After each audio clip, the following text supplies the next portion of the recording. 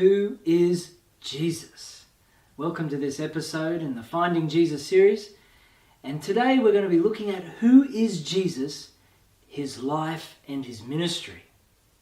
And in beginning to look at who is Jesus in his life and ministry, we need to realize that Jesus was a flesh and blood man. He was a real man. He had flesh, he had bones, he had blood, and he was born of a woman. It is important to realize that this Jesus, who is called the Christ, was a real man. He came in the flesh, born of a woman. Now in the Gospel of Matthew gives the account of Jesus' conception and his birth. And he says in chapter 1, verse 18 of Matthew, he says, "Now the birth of Jesus Christ was as follows. After his mother Mary was betrothed to Joseph," that means she was engaged to Joseph, "before they came together, she was found with child by the Holy Spirit." That means before they came together in the married sexual relationship, she was found with child by the Holy Spirit. This was supernatural. She was a virgin girl who now had a child by the Spirit of God. And in Galatians chapter 4, verse 4, which is a book that was written by a man called Paul, who was a sent one sent by Jesus Christ, he wrote that in the fullness of the time, when the time was right, God sent forth his Son, born of a woman. This is so important because if Jesus was born of a woman, it means he was a real flesh and blood man. He knows what it's like to be a human being.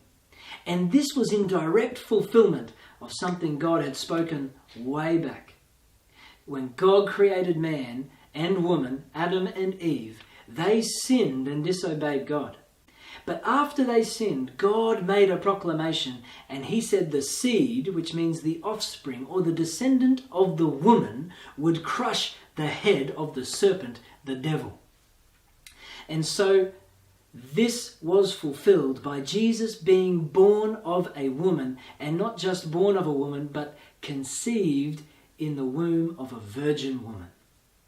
So this man Jesus did not have an earthly father. He was not conceived the natural way. It was a supernatural, miraculous conception that came about by the very Spirit of the living God. And even an angel of the Lord appeared to Joseph to comfort him concerning this. Because you can imagine that he was a little bit not sure of what was happening with his betrothed wife. And so an angel of the Lord appeared to him, and this is written in Matthew chapter 1 verse 20, and that angel of the Lord appeared to him in a dream and said this.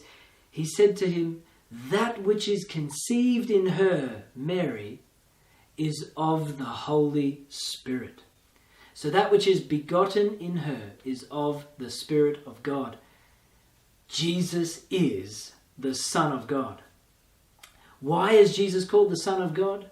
Because he was conceived by the Holy Spirit in the womb of Mary. God became a man in the womb of Mary. And he grew in the womb of Mary until the time for birth. And God became a man even being born as a baby. In Luke chapter 1, an angel also appeared to Mary. So both Joseph and Mary had visitations from angelic spirit beings sent by God to tell them what was happening in fulfillment of the words that God had spoken long ago. And the angel spoke to Mary in this way and said to Mary, "The Holy Spirit will come upon you, and the power of the Most High God will overshadow you. Therefore, that Holy One who is to be born to you will be called the Son of God." So what does it mean to call him the Son of God?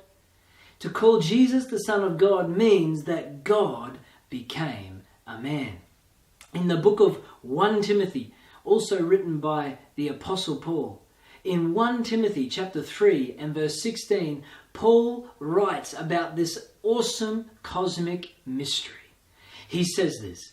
He says, "And without controversy, without any argument, without any debate, Great is the mystery of godliness. God was manifested in the flesh. What does that mean? It means God became a man. God appeared in a body. God put on human flesh. He was manifested in a man. Jesus is the Son of God.